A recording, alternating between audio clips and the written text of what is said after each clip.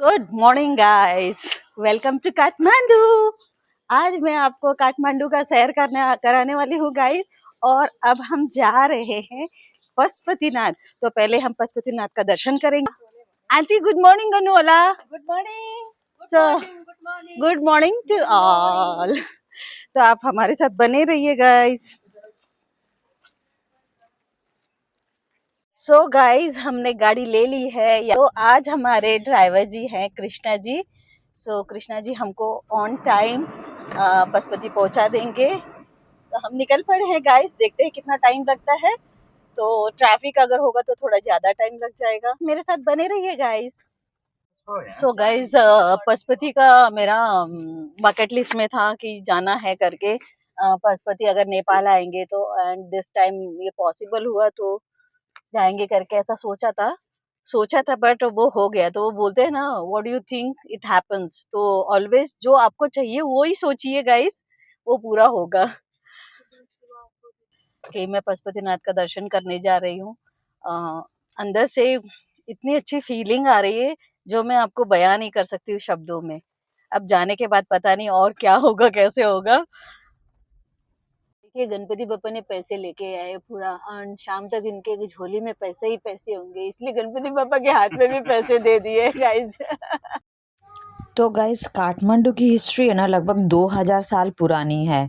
तो इसका पुराना नाम है काष्ठ मंडप, मतलब लकड़ी का मंडप, जो भूकंप की वजह से नष्ट हो गया है पहले। और इसे कांतिपुर भी कहते हैं, जिसे मतलब प्रकाश का शहर। एंड इसे महादेव की नगरी भी कहते हैं गाइस। और नेवार समुदाय जो यहाँ का महत्वपूर्ण उनका योगदान है इस शहर में। एंड संक्षेप में कहूँ तो काठमांडू एक जीवंत और ऐतिहासिक शहर है जो अपनी आध्यात्मिक संस्कृति और प्राकृतिक सुंदरता के लिए प्रसिद्ध है, जो यात्रियों को बहुत सुखदायी अनुभव प्रदान करता है गाइस। एंड ऐसे ही बातें करते हुए हम ड्राइवर के साथ आगे बढ़े चले जा रहे थे। पर ये जैसे मैंने पहले भी बताया कि काठमांडू कैपिटल है नेपाल का एंड काफ़ी बिजिएस्ट सिटी है। तो हम धीरे धीरे आगे बढ़े चले जा रहे थे मंदिर की तरफ। गाइस हम पहुंच गए हैं पशुपति। देखते हैं, अभी गाड़ी को एंट्री देंगे तो हम अंदर जाएंगे, अदरवाइज यहीं से वॉकेबल जाएंगे। तो गाड़ी चलते चलते आगे जो बाहर का गेट था मंदिर का, वहाँ पे रुक गई थोड़ी, क्योंकि वहाँ पे कुछ लोग थे जो अंदर जाने नहीं दे रहे थे। तो हम भी सिचुएशन को थोड़ा समझने की कोशिश कर रहे थे कि क्या है मामला। तो जब देखा कि कुछ गाड़ियाँ तो आगे से आ रही है, बाइक्स वगैरह, एंड तो हम भी आगे बढ़े, क्योंकि काफ़ी यहाँ से चलना होता है। एंड जैसे ही आगे बढ़े तो जब फूल नज़र आने लगे, क्योंकि मंदिर का पाथवे था, तो वहाँ पर साइड में कुछ फूल बेचने वाले भी बैठे थे और हम धीरे धीरे गाड़ी में अंदर जा रहे थे। तो मन में बहुत ही जिज्ञासा थी कि कैसा होगा पशुपतिनाथ का मंदिर करके, काफ़ी कुछ सुना हुआ था। तो मेरे मन में बहुत ही खुशी भी था, क्योंकि मेरे बकेट लिस्ट आज पूरा होने जा रहा था। और हम धीरे धीरे आगे बढ़े चले जा रहे थे। एंड काफ़ी लोगों का चहल पहल थी वहाँ पर, कोई पूजा करके आ रहा था और कोई जा रहा था। पर हम धीरे धीरे बढ़ रहे थे क्योंकि लेन बहुत छोटी थी, तो हमने यहीं उतरना मुनासिब समझा। एंड वहाँ पर फूल मालाएँ काफ़ी थी। तो पर हम पहले देखना चाहते थे कि कहाँ से एंट्री करें, जिसके लिए हम आगे बढ़ चले। और प्रांगण बहुत बड़ा था, तो समझ नहीं आ रहा था कि किस तरह साइड से जाएं। और हम साइड में खड़े रहकर स्थिति का जायजा ले रहे थे कि किस तरफ जाए। तो जब सभी श्रद्धालु जा रहे थे जिस तरफ, वही हमने जाना ठीक समझा और हम चल पड़े। चप्पल वगैरह रख दी है एंड दर्शन के लिए खाली पैर चल पड़े हैं। पहले थोड़ा सा हाथ धो ले हम। और हमने हाथ धोया और आगे की तरफ प्रस्थान किए। और सुबह का समय था, फिर भी काफ़ी धूप थी गाइस। तो धूप के कारण उन्हें समझ में नहीं आ रहा था कि स्क्रीन में बराबर रिकॉर्डिंग हो रही है या नहीं, इसलिए बार बार मैं वहीं पे देख रही थी। एंड फिर उतरी नीचे, क्योंकि आगे सीढ़ियाँ थी। धीरे धीरे हम उतरने लगे आगे, और खाली पैर था। एंड मंदिर के परिसर में ऐसे हवन पूजा वगैरह हो रही थी, काफ़ी अलग अलग ग्रुप में। अलग अलग टाइप की पूजा हो रही थी वहाँ पर। देखिए, और हम आगे की तरफ बढ़ रहे थे और मन में एक उत्सुकता के साथ में आगे बढ़ी चली जा रही थी पशुपतिनाथ जी के दर्शन के लिए। एंड काफ़ी बड़ा परिसर था तो चलना ज़्यादा पड़ रहा था अंदर, पर खुशी भी बहुत थी। मुझे यहाँ आकर ही कुछ अलग फील हो रहा है, जो वाइब्स आ रही है वो अलग आ रही है।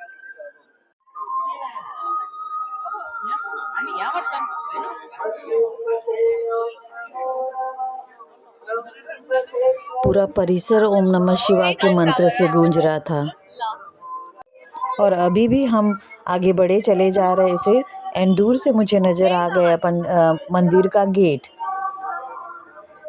वो देखिए। और सभी भक्तगण भी बढ़े चले जा रहे थे आगे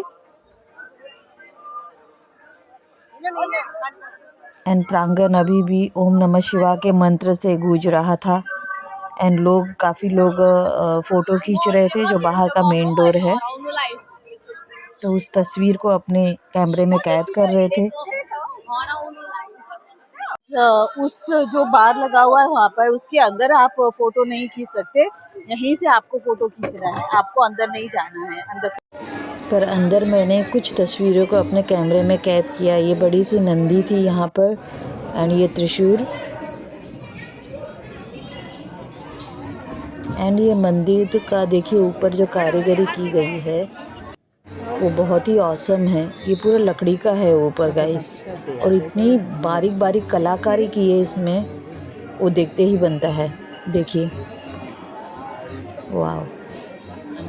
तो पशुपतिनाथ भगवान शिव का एक प्रमुख निवास स्थान है एंड ये नेपाल के राष्ट्रीय देवता भी हैं एंड ये मंदिर 15वीं शताब्दी की है और 1979 में इसे यूनेस्को हेरिटेज में शामिल किया गया था। तो यह यूनेस्को की विश्व धरोहर स्थल है और अपनी पागोड़ा शैली की वास्तुकला, सोने के शिखर, चांदी के दरवाजे और शिव के 5 मुखी वाले शिवलिंग के लिए प्रसिद्ध है। और हम बढ़ चले बागमती रिवर की तरफ, जहाँ पर दाह संस्कार किए जाते हैं। तो श्रद्धालु यहाँ मोक्ष और पुनर्जन्म की मुक्ति की कामना लेकर आते हैं एंड ये देखिए यहाँ पर अभी अभी दाह संस्कार किया है। चुम चुम।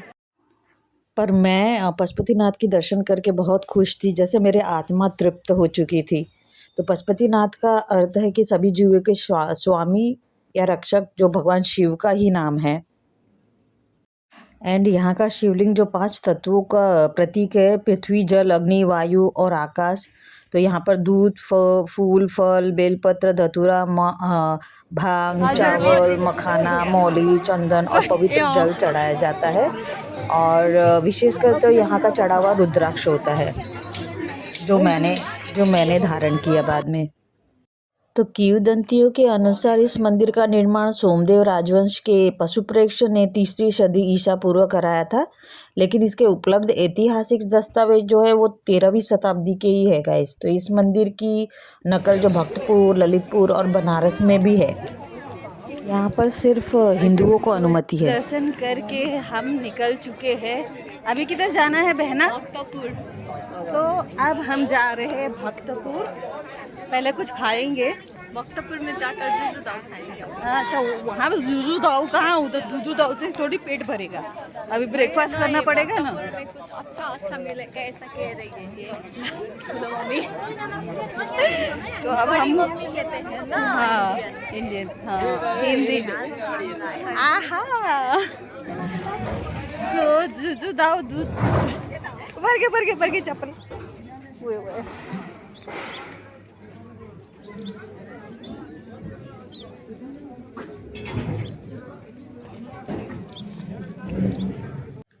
तो मैं तो एकदम तृप्त आत्मा के साथ एकदम खुश मन से आगे बढ़ चली थी एंड आंटी मुझे बता रही थी कुछ बातें यहाँ की, कि यहाँ पर जो रेंट वाले होते हैं, जो रेंट में रहते हैं, वहाँ उनकी जो क्रिया होती है, मरने के बाद की जो क्रिया है, वो यहाँ पे करने नहीं देते हैं।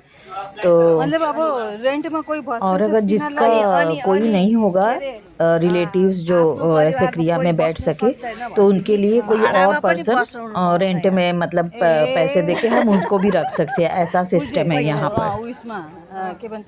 तो ऐसा भी होता है गाइस। भाडामा पनि बसिदिन्छ न त्यो 12 दिन ए यस्तो पो हुँदो रहेछ भाडामा पनि बसिदिन्छ अरे यहाँ अचम्म हैन अनि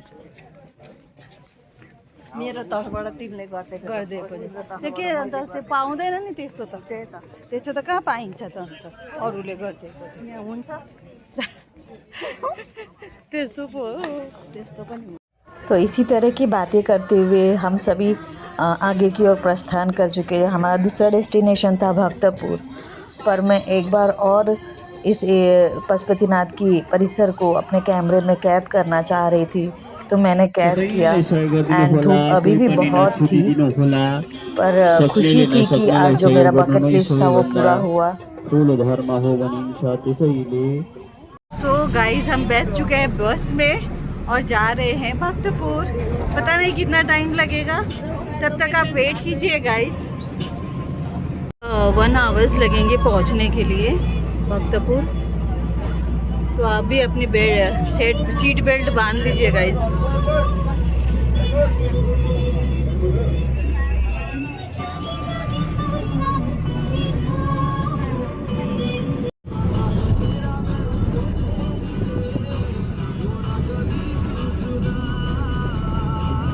और अब हम उतर चुके थे बस से, एंड हमें तो बहुत ज़्यादा भूख लगी थी, इसलिए हम कुछ अच्छा रेस्टोरेंट देख रहे थे जहाँ अच्छा कुछ खाने के लिए मिले।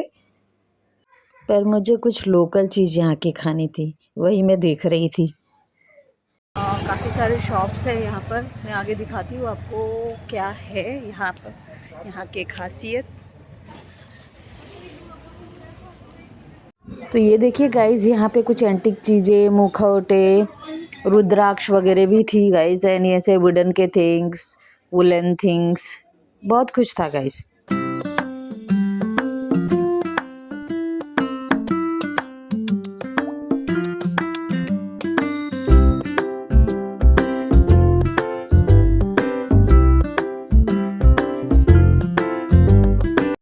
एंड हम आगे ही बढ़ते चले जा रहे थे लोकल फूड की तलाश में, जहाँ कुछ अच्छा सा लोकल फूड मिले।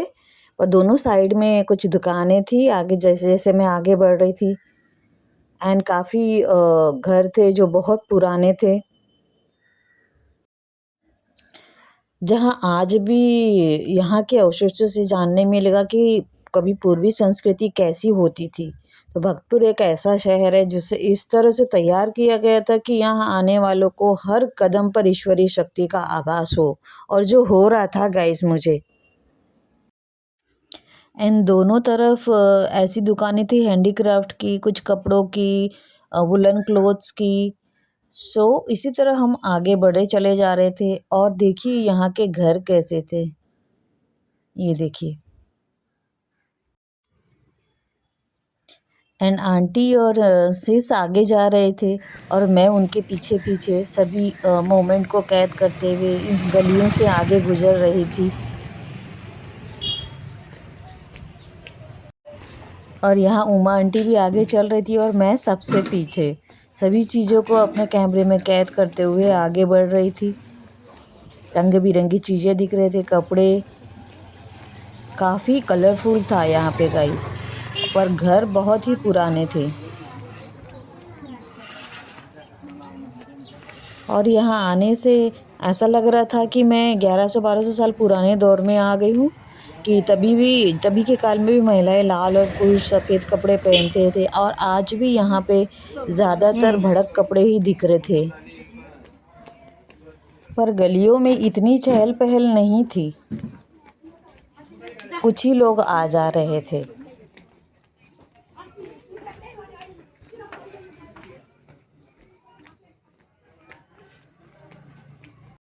पर यहाँ पर पहुँचने पर काफ़ी फॉरेनर्स दिखाई दिए, एंड काफ़ी सारे मंदिर दिखाई दिए यहाँ पर।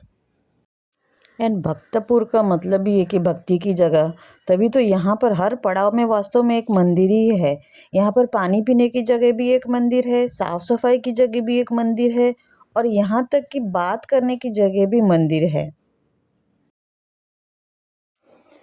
तो देखिए इस तरीके के मंदिर है पागोड़ा टाइप के, एंड यहाँ की इसकी जो कारीगरी की है ना इस पर, वो बहुत ही अमेजिंग है गाइस। और ये जो ईंट है, ईंटे वाले घर है, इसमें आज भी उन पूर्वजों के लोग रहते हैं। एंड मैं तो बार बार रिकॉर्डिंग करते करते बीच में देख रही थी कि रिकॉर्डिंग कैसे हो रही है, क्योंकि धूप बहुत थी तो मुझे कुछ नज़र नहीं आ रहा था कि क्या मैं रिकॉर्ड कर रही हूँ, पर सब कुछ ठीक हो रहा था। और ये था मंदिर, ये देखिए। और इस जगह के गाइस हर एक कोने की एक कहानी है, जो अगर आप अच्छे से घूमोगे और समझोगे तो कम से कम नहीं तो भी 5-6 घंटे आपको लगेंगे गाइस, क्योंकि हर एक कोने की एक एक कहानी है।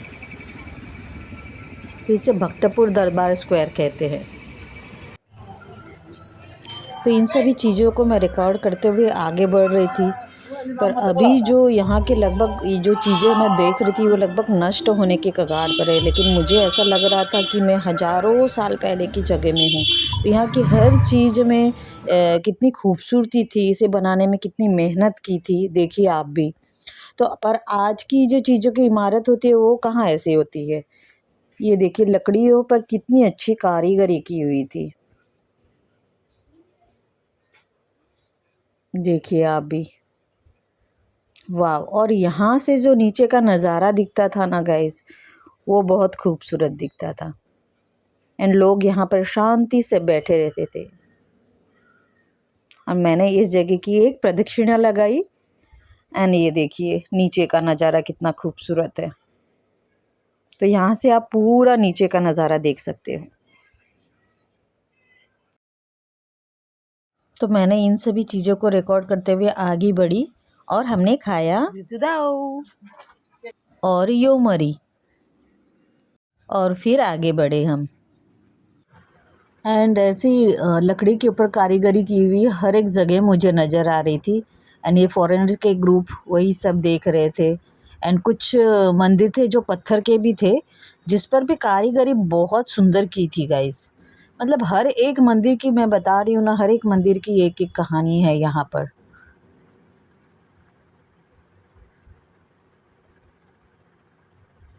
यही सब देखते हुए आगे बढ़ रहे थे। और ये यहाँ पर देखिए, ये था योमरी टेम्पल व्यू रेस्टोरेंट। तो यहाँ पे योमरी बहुत अच्छा मिलता है, एंड वो था वहाँ पर मंदिर। और इन्हीं सभी चीज़ों को देखते हुए, कुछ रिकॉर्ड करते हुए, कुछ फ़ोटो शूट करते हुए मैं आगे बढ़ रही थी। तो भक्तपुर का शाही दरबार 3 शाही दरबारों में से एक है। इसका निर्माण 13वीं शताब्दी में हुआ था, जयसिंह मल्ल द्वारा किया गया था, और यह हिंदू मल्ल राजवंश के शाही महल के परिसर के रूप में कार्य करता था। तो इसका पुराना नाम खोपा या भादगांव है। तो यहाँ के पहले राजा थे राय मल्ला। एंड भक्तपुर को नेपाल में संगीत और नृत्य की राजधानी भी कहते। और ये रहा तलेजू देवी का मंदिर। और ये नागपोखरी है गाइस, जो उसी परिसर तलेजू देवी के मंदिर के परिसर पर ही है बाहर। अंदर तो मुझे फ़ोटोग्राफ वगैरह कुछ निकालने नहीं दिया मंदिर के अंदर का, क्योंकि वहाँ पर गाइस पशु बलि की प्रथा है, खासकर अष्टमी और महानवमी के दिन में, जो देवी दुर्गा और काली को प्रसन्न करने के लिए किया जाता है। तो ये प्राचीन प्रथा है गाइस। तो ये नागपोखरी मतलब सांप का तालाब, तो ये नाग देवता के लिए को समर्पित है गाइस। और नागपंचमी के त्यौहार के दौरान यहाँ पर बड़ी संख्या में लोग श्रद्धालु आते हैं और नाग देवता की पूजा करते हैं। तो देखिए ये। तो गाइस नेपाल देश भले ही छोटा है, लेकिन आध्यात्मिक की दृष्टि से ये खासा ही महत्वपूर्ण है। हालांकि अस्थिरता के कारण आध्यात्मिक खजाने पर अब कुछ आधुनिकता की परत तो चढ़ गई है, और अब हम सिर्फ बचे हुए अवशेषों को ही देख पा रहे हैं।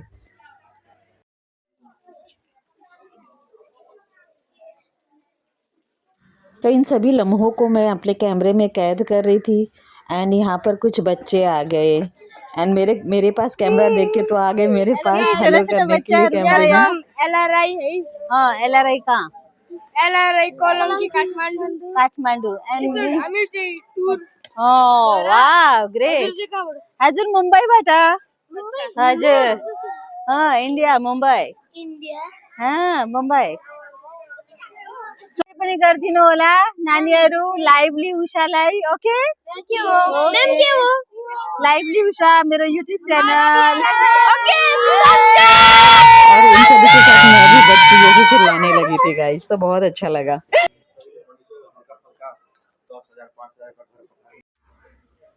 कभी कभी मुझे ऐसा लग रहा था कि मैं ये चीज़ अभी देख चुकी हूँ करके, पर सब अलग अलग जगह थी गाइस। सभी टूरिस्ट एंड सभी लोग यहाँ पर घूम रहे थे, फ़ोटो खींच रहे थे, तो हमने भी अपने बारी का इंतज़ार किया यहाँ फ़ोटो खींचने के लिए। एंड यहाँ पर काफ़ी टूरिस्ट थे गाइस, देखिए।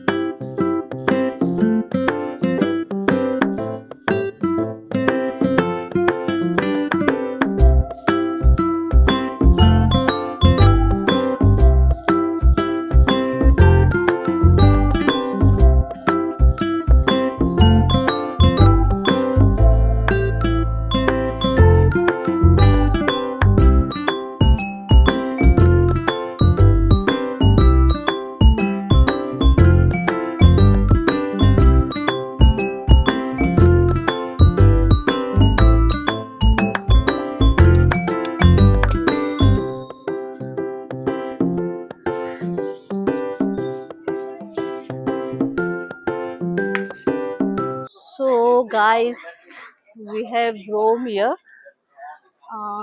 बहुत बड़ा है गाइस ये भक्तपुर दरबार। मतलब अगर अच्छे से आपको कीच घूमना हो एंड अच्छे से इसके बारे में जानना हो तो कम से कम 4-5 घंटे लगेंगे गाइस। इतना यानी इसकी स्टोरी है, इसके बारे में है। आर्ट म्यूजियम भी है बस। हजुर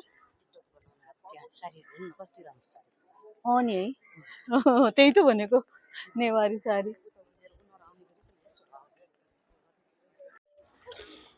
तो यहाँ घूमते घूमते गाइस शाम हो चली थी एंड एक बार आखिरी बार मैं इन सभी पलों को यहाँ के भक्तपुर दरबार स्क्वायर के इस मंजर को अपने कैमरे में कैद कर रही थी। गाइस हम जा रहे हैं अब घर। सब घूमकर थक गए हैं तो सीधा घर ही जा रहे हैं। तो भक्तपुर का कंप्लीट हो गया आज हमारा। अब हम मिलेंगे नेक्स्ट ब्लॉग में किसी नई जगह पर। तब तक के लिए आप बने ही रहिएगा गाइस।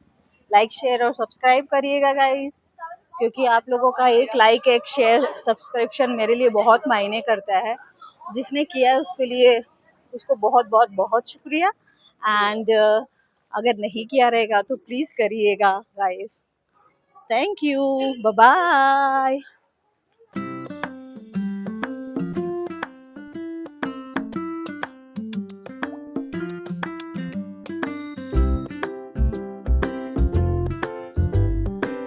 सो गाइस अब तक बने रहने के लिए थैंक यू।